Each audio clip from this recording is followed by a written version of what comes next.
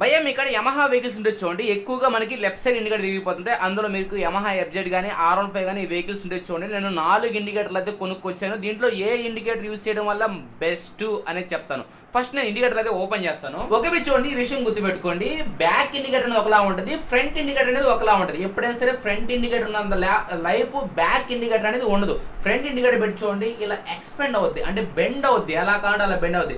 అదే back indicator అనుకో, ఇక్కడ బ్యాక్ వచ్చే ఇండికేటర్ ఏంటంటే బెడ్ అనేది స్ట్రైట్గా ఉంటుంది, ఎప్పుడైతే తగిలింది అనుకో పల్క్ ఈ విధంగా ఇరిగిపోతుంటుంది. అందుకని మీరు నెక్స్ట్ టైం ఎప్పుడైనా చేసినప్పుడు ఏంటంటే ఫ్రంట్ ఇండికేటర్లు 4 కొనండి. లేదు భయ మేము అలా కొనమనుకుంటే మీరు ఫ్రంట్ 2 బ్యాక్ 2 కొనండి. ఎందుకంటే వైర్ లెంత్ తేడా వస్తుంది, ఇక్కడ ఫ్రంట్ పొట్టు వస్తుంది, బ్యాక్ వచ్చేటప్పుడు వైర్ లెంత్ ఎక్కువ వస్తుంది.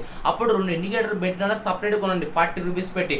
లేదు భయ మేము ఎక్స్ట్రా అమౌంట్ కానీ పెట్టాం, ఎగ్జాక్ట్గా ఈ ప్రైస్లో ఏమన్నా చేసుకోవచ్చు అంటే మీరు ఎప్పుడైనా సరే ఇండికేటర్ బెడ్లు ఉన్నాయి కదా, ఈ బెడ్ అనేది బ్యాక్ ఇవ్వండి, ఫ్రంట్ బెడ్ తీసి బ్యాక్ వేయండి, బ్యాక్ బెడ్ తీసి ఫ్రంట్కి వేసుకోండి. అంటే నేను చెప్పేది అంటే ఈ బెడ్ తీయండి, వెనకాల ఇండికేటర్కి వేయండి, అంటే వైర్ పొడుగున్న ఇండికేటర్కి వేయండి, అంటే ఈ ఇండికేటర్కి వేయండి.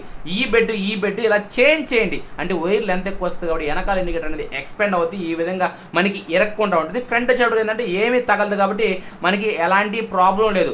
అంటే మీరు 80 రూపాయలు ఖర్చు పెడతా అంటే 4 ఫ్రంట్ ఇండికేటర్ అండి. లేదు మేము ఏం డబ్బులు ఖర్చు పెట్టాం అనుకుంటే పొట్టి వైరుకున్న ఇండికేటర్ బెడ్లు వచ్చి పొడుగు వైరుకేయండి, పొడుగు వైరుకున్న ఇండికేటర్ బెడ్ వచ్చేసి పొట్టి వైరుకేయండి, ఎందుకంటే తొందరగా డ్యామేజ్ కాదు. ఈ విషయం మీరు గుర్తుపెట్టుకుని నెక్స్ట్ టైం నుంచి ట్రై చేయండి, మీ ఇండికేటర్ అనేది చాలా లైఫ్ ఎక్కువ వస్తుంది. Thank you.